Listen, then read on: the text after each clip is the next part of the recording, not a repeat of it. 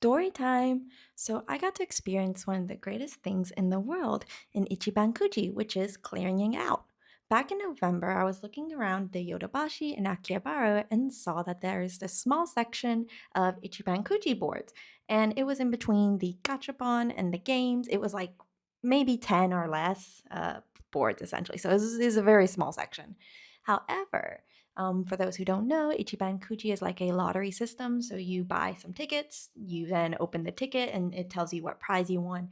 Typically, prizes range from A through F, sometimes more, sometimes left. And the greatest is the last prize, which is given out once all the board has finally cleared to the last customer.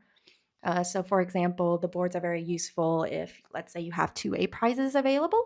So, if someone draws an A prize early on, they'll tack that ticket to the board, and then you can come in later and go, okay, well, I have 50% shot at winning the A prize. And that's how you can determine if an Ichiban Kuji is worth it to you based on, what is left to buy. Anyway, so I was generally surprised at the time there was three Katekyo Hitman Reborn Ichiban Kujis. It is a 20-year-old anime, let alone a 20-plus-year-old manga. That's also ended, and at that point in time, they weren't celebrating their 20th anniversary. So for me, I was like, okay, this is really cool, yay! But anyway, they were offering three different versions, which is Chill Out Volume 2, and some sort of punk one. I don't remember. I wasn't very intrigued by the artwork, so I didn't even consider that. But I did consider the Chill Out and decided that since they had 8 tickets left, that was perfect. Typically, these places, like this Yodabashi, Animate, and Surigaya, and Bandai Namco all have a limit when you go up to the counter to buy 10 tickets at a time. Most likely to not A, have someone wipe out the Ichikuchi immediately, and also to give other people a shot. So, 8 tickets being left was perfect. It means I didn't have to go back in line and awkwardly be like, "Hi, can I replay again?" Regardless, I was so excited. They still went through the motions. So when I went up to in broken Japanese and asked to play, he still went through the motions with me of, grabbing the box. I got to take out all the tickets. I opened them and then he gave me my prizes.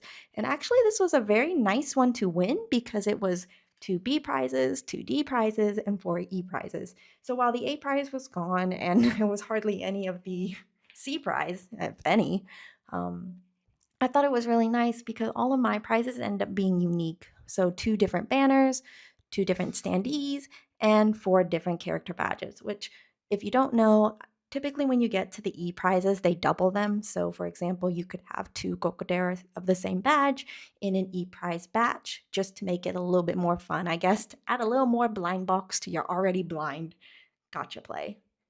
And yeah, I thought that was really fun that I didn't get it. And once I got all that, I got my last prize, which in this case was a character book.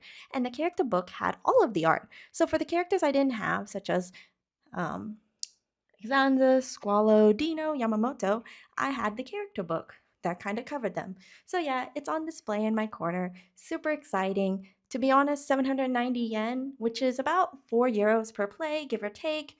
Total 32 euros. Wasn't bad for what I got. But if you didn't like all the characters, and of course you didn't even want the last prize, that's how you determine if whether or not that would be worth it to you. But of course, if you're comparing it to European Ichiban Kuji prices, then maybe, 20 euros is like one play sometimes in some of these locations. So, yeah, that's how I got to clear on Ichikuchi. I hope you enjoyed this story time. Bye!